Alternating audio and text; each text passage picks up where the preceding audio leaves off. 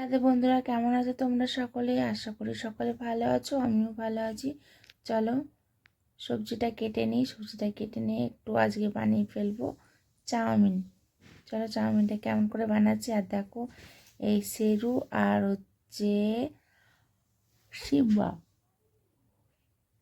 সেরু আর Simba দেখো কি সুন্দর খেলা করছে। এখন আগে খুব ভয় পেত, আমাদের কাছে আসতে চাইতো না। এখন দেখো একদমই আর ভয় পায় না। যেখানে আমি থাকবো সেখানেই ওরা থাকবে। দেখো কেমন করছে দেখো। এবার ওটা দিয়ে ধাওয়া করে যে চলে গেছে। এখন আমি সবজিগুলোকে আস্তে আস্তে ভালো করে কেটে নিচ্ছি। কেটে নিয়ে আমি দেবো এই সবজি চাউমিনের মধ্যে দেবো আমি বিনস, না সরি এটা বিনস না, এটা বিনস না। অ্যাকচুয়ালি আমার কাছে বিনস ছিল না, এটা হচ্ছে বরবটি। আর এটা আমি সেটাকে বলিনি যে ওটা আমি বলেছিলাম আমি বিনস দিয়ে করেছি। আর রান্না করার পর অত ভালো করে বোঝা যায় না। বিনস দিয়েছি, বরবটি দিয়েছি, আর গাজর দিয়েছি, আর হচ্ছে একটা আলু দিয়েছি। দিয়ে ওই অল্প করেই বানিয়েছি। আর এখানে দেখতে পাচ্ছ অনেকটা নোংরা পড়ে আছে। ওই নোংরাটা হচ্ছে অ্যাকচুয়ালি আমি একাটি কলমির শাক নিয়েছিলাম, কলমির শাকটা বেজেছি তাই অত নোংরা। এই দেখো এখানে আমি জল বসিয়ে দিলাম। এখন আমি চাউমিনটাকে ফট করে সেদ্ধ করে নেব।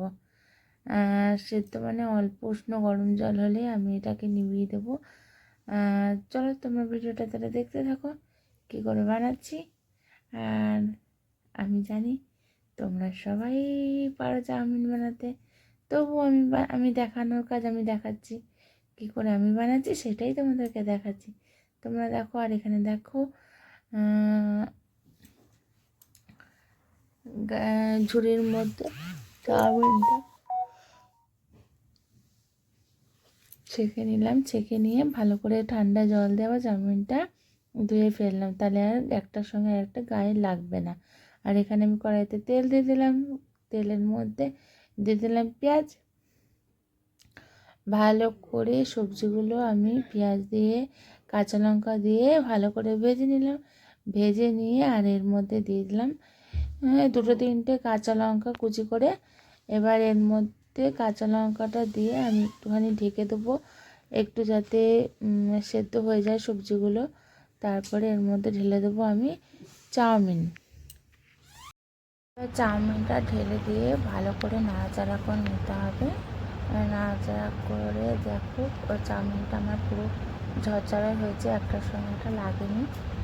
খুব ভালো, মানে কী বলবো, চাউমিন যেরকম ঝরঝরা হয় সেরকমই হয়েছে। আর আমি এখানে কিন্তু ভেজ চাউমিন করেছিলাম। এখানে ডিম আমি কিছু দিইনি। আর এখানে 1 প্যাকেট ম্যাগি মশলা দিয়ে দিলাম। ম্যাগি মশলা দিলে চাউমিনের টেস্টটা ভালো হয়। মানে খেতেও যেরকম ভালো লাগে, গন্ধটাও খুব সুন্দর হয়। ওর জন্য আমি একটু ম্যাগি মশলাটা বেশি ইউজ করি। এখানে আমার চাউমিনটা পুরোপুরি রেডি হয়ে গেছে। এবার তোমরা যারা ভিডিও দেখছো তারা যদি আমার ভিডিওটা ভালো লেগে থাকে অতি অবশ্যই একটা লাইক করতে ভুলবে না। টাটা।